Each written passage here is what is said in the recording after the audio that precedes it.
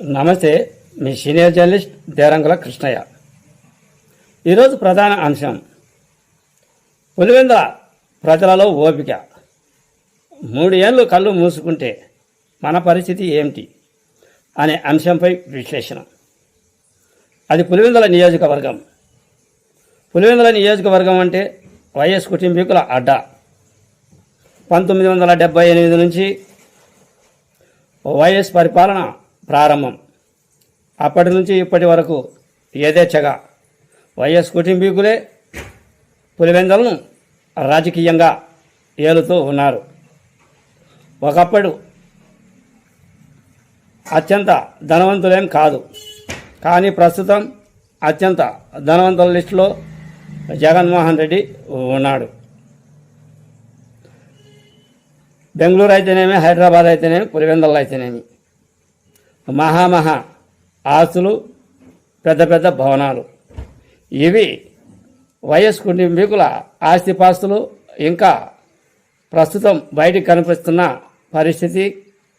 అటు తర్వాత ఇంకా ఎన్ని కోట్లు నిధులు ఉన్నాయో చెప్పలేని పరిస్థితి. ఈ విధమైన వైఎస్ కుటుంబీకుల ఆర్థిక స్థితిగతుల పరిస్థితి. 78 నుంచి ఏలిన పులివెందులను ఇంకా సమస్యల వలయంలోనే ఎందుకు పెట్టినట్లు? ఇది ఎవరు ఆలోచన చేసుకోవాలి?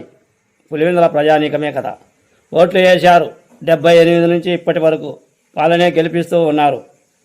అయినా సమస్యలు తిష్ట వేశాయి. సమస్యలు తిష్ట వేసినప్పటికీ సమస్యలు తీర్చేందుకు మళ్ళీ 3 ఏళ్ళు అంట. కళ్ళు మూసుకుంటే 3 ఏళ్ళు వస్తుంది, మన పరిపాలన వస్తుంది అని కబుర్లతో కప్పిపుచ్చే ప్రయత్నాలు మాజీ ముఖ్యమంత్రి జగన్మోహన్ రెడ్డి పులివెందుల ప్రజానికానికి సంకేతం ఇస్తున్నట్లు సుస్పష్టంగా అర్థమవుతుంది. అందులో భాగంగా నిన్న పర్యటనలో భాగంగా వైఎస్ జగన్మోహన్ రెడ్డిని మహిళలు ప్రశ్నించారు. మా పరిస్థితి ఏమిటి అని. మా పరిస్థితి ఏమిటి అంటే 3 ఏళ్ళు ఆగండి, కళ్ళు మూసుకోండి, మనం పరిపాలనలోకి వస్తాం అని చెప్పాడు. అంతవరకు మేము మా స్థితిగతులు, మా పరిస్థితి ఏమిటి అని మహిళలు జగన్మోహన్ రెడ్డిని ప్రశ్నించారు. ఈ విధమైన సమాధానంతో సంతృప్తి చెందలేదు పులివెందుల ప్రజానికం.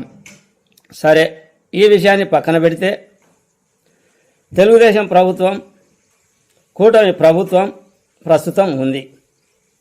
వీళ్ళు చేయని 78 నుంచి ఇప్పటి వరకు చేయని అభివృద్ధి పనులు ఈ 3 ఏళ్లలో ఈ కూటమి ప్రభుత్వం పులివెందుల ప్రజల సమస్యలను తీర్చి ఓట్లను రాబట్టుకుంటుందా?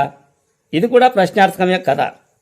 1978 నుంచి ఏలిన వైఎస్ కుటుంబీకులే ఇంకా పులివెందులలో సమస్యలు ఉన్నాయి అంటూ పులివెందుల ప్రజానికానికి సంకేతం ఇస్తున్నారంటే ఏమీ అధికారం లేని పులివెందులలో తెలుగుదేశం ఈ 3 ఏళ్లలో 78 నుంచి చేయని సమస్యలు ఈ 3 ఏళ్లలో చేస్తారా? కూటమి ప్రభుత్వం పులివెందుల ప్రజానికాన్ని ఆదుకుంటుందా? ఇది ఒక్కసారి కూడా ఆలోచించాల్సిన పరిస్థితి.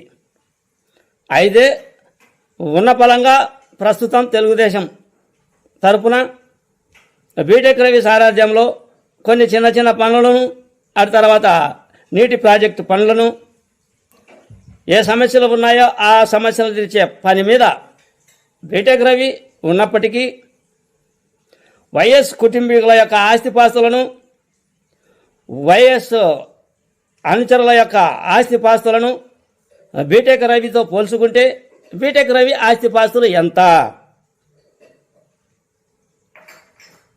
3 రాష్ట్రాలలో ఉన్నటువంటి విల్లాలు, భవనాలు బీటెక్ రవికి ఉన్నాయా? 3 రాష్ట్రాలలో ఉన్నటువంటి ఆస్తులు బీటెక్ రవికి ఎక్కడ ఉన్నాయి?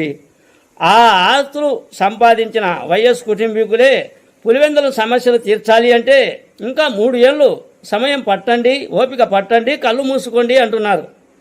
ఇక బీటెక్ రవి చేత ఈ 3 ఏళ్లలో పులివెందుల సమస్యలన్నీ తీరుస్తారా? ఒకసారి పులివెందుల ప్రజానికం కూడా ఆలోచించాల్సి ఉంది. ఎవరు మనల్ని మోసం చేస్తున్నారు, ఎవరు మనల్ని మోసం చేశారు, ఎవరు రాజకీయ పోరాటంలో మమ్మల్ని పావులుగా వాడుకుంటూ ఉన్నారు అని పులివెందుల ప్రజానీకం ఇప్పటికైనా తెలుసుకుంటే ఒక పరిశ్రమ, ఉద్యోగ అవకాశాలు, ఉపాధి అవకాశాలు కల్పించే ప్రయత్నం ఇరు పార్టీలు చేస్తే ప్రజలు వాళ్ళ కాళ్ళ మీద వాళ్ళు నిలబడి ఉద్యోగాలు చేసుకుంటూ ఉపాధి పనులు చేసుకుంటూ వాళ్ళ జీవనోపాధి వాళ్ళు కలిగి ఉంటారు. కానీ అటువైపు ఇరు పార్టీలు వెళ్ళలేదు, పరిశ్రమలు పులివెందుల్లో ఏర్పాటు చేయలేదు. ఇంకా సమస్యలు తిష్ట వేసినాయంటే ఎవరి రాజకీయ పోరాటం, ఎవరు ప్రజల కోసం పోరాటం, ఎవరు ప్రజల కోసం ప్రజల ఓట్లతో లబ్ధి పొందారు, ఎవరు ప్రజల ఓట్లతో లబ్ధి పొందకుండా ఇంకా పొందాలని ప్రజలను ఆకట్టుకోవాలని ముందుకు ఎవరు వెళ్తూ ఉన్నారు, ఒకసారి పులివెందుల ప్రజానీకం కూడా ఆలోచించాల్సిన విషయం. ఎందుకంటే రాజకీయ పోరాటంలో ఎత్తులు పై ఎత్తులు ఉంటాయి. ఎవరి ప్రకటన వాళ్ళది, ఎవరి ఉద్దేశం వాళ్ళది. ఓట్లను పులివెందుల ప్రజానీకాన్ని ఆకట్టుకునే విషయంలో ఇరు పార్టీల నాయకులు అమాయక ఓటర్లను ఆకట్టుకునే ప్రయత్నం చేస్తారే కానీ నిరంతరం ఉపాధి అవకాశం, ఉద్యోగ అవకాశాలు కల్పించే పనుల మీద శ్రద్ధ చూపలేదు అనేది ఇప్పటికీ పులివెందుల ప్రజానీకానికి అర్థం అయి ఉంటుంది. ఈ రాజకీయ కోణంలో 78 నుంచి ఏలిన వైఎస్ కుటుంబీకులు ఇంకా పులివెందుల ప్రజలకు సమస్యలు ఉన్నాయి అని చెప్పుకుంటూ వస్తుంటే ఈ పులివెందుల సమస్యలను ఏమీ అధికారం, ఏమీ డబ్బు సంపాదన లేని బీటెక్ రవి తీరుస్తాడా? ఒకసారి పులివెందుల ప్రజానీకమే ఆలోచించాల్సి ఉంది. ఏది ఏమైనప్పటికీ అటు వైసీపీ ఇటు తెలుగుదేశం మధ్య అదేదో సామెతలా ఉంది. మధ్యలో ఇరుక్కుపోయారు పులివెందుల ప్రజానీకం. అటు లేక ఇటు లేక అన్నదే నా ఈ చిన్న వీడియో. మీ సీనియర్ జర్నలిస్ట్ దేరంగల కృష్ణయ్య. నమస్తే.